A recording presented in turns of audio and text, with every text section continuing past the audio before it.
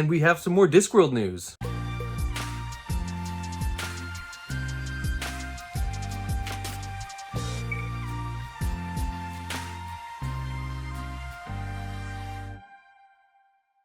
Thank you to my patrons for supporting the channel and making it the best it can be. Alright guys, welcome back. It's Dan here with TreeBeard Book Reviews, and we're going to be talking more Discworld again. I have some more Discworld updates, and there's some kind of cool stuff coming out in the Discworld again, which is, you know, I just did a Discworld news video not that long ago. So in this video, I'm going to be talking about the two news that have cropped up that I want to talk about.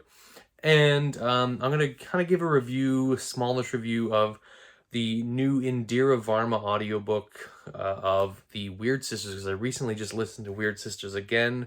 I had an Audible credit. I was interested in seeing Indira Varma's take on portraying the witches. So we're going to talk about that. So let's kind of talk about that first, actually. All right, so Wyrd Sisters, as you guys have seen, I have reviewed Wyrd Sisters on my channel. That was an interesting review because that was one where I did an original audiobook listen done by Celia Imrie, which I didn't enjoy. I didn't enjoy her narration of the Wyrd Sisters. I really thought it hurt the story, and I felt like it was okay. It was passable.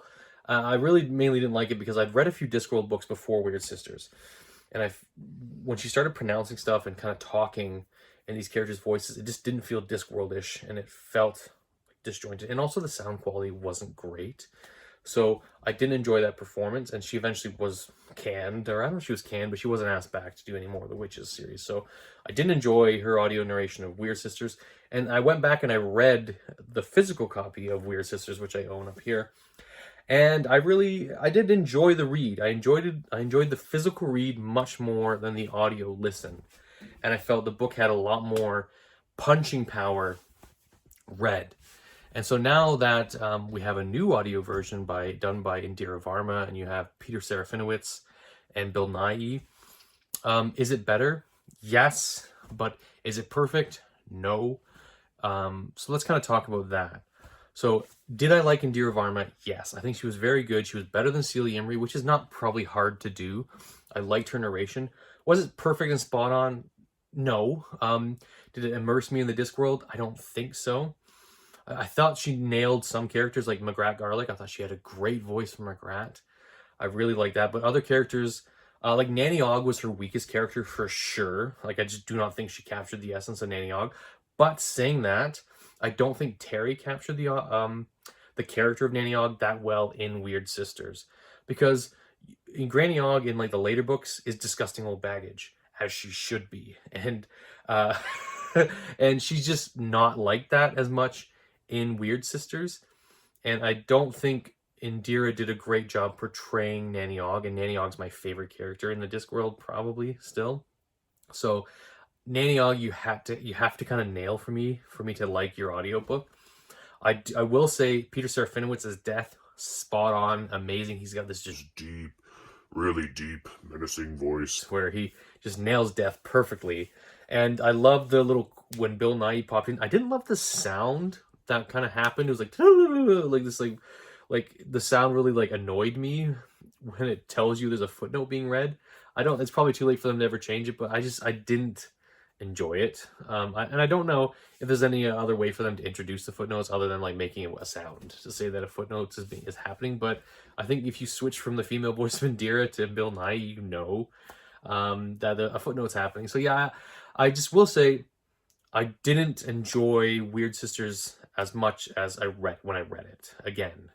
So I just don't think this book works that well in the audio medium for me. It wasn't perfect, and I didn't feel happy and satisfied after listening to it as I did when reading it. And Wyrd Sisters is the only Discworld book now I've listened to twice and read once, and it's the Discworld book I've read the most, and it's probably one of the ones I like the least, actually, which is an odd thing to say.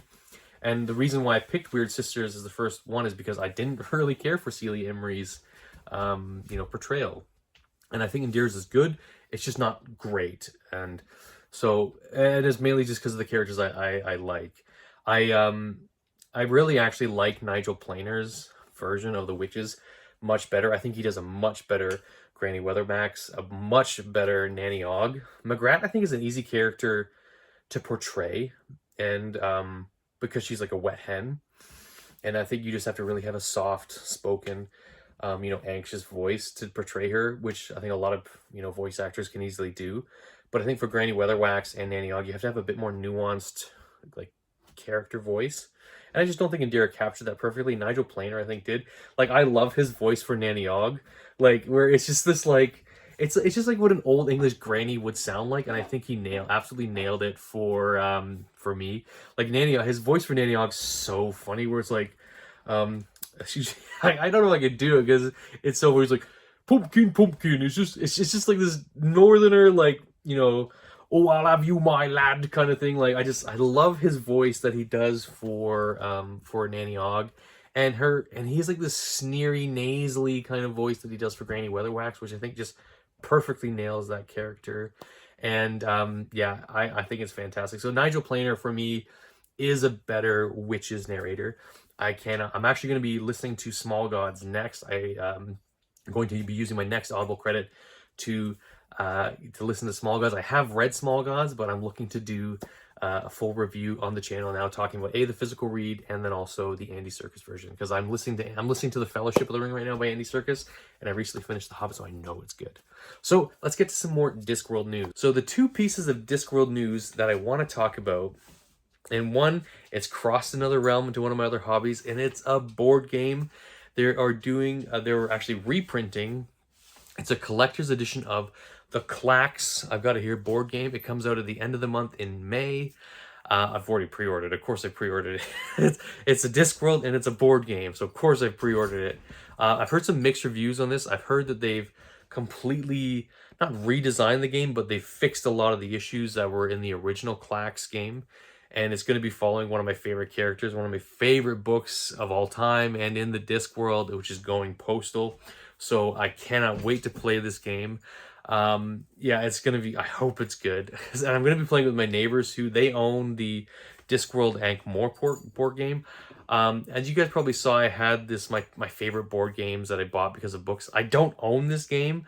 I've played this game. I love this game. It's just out of print and it's so hard to get. So when I saw that they were doing another Discworld board game, I jumped all over it. So that's the first bit of Discworld news.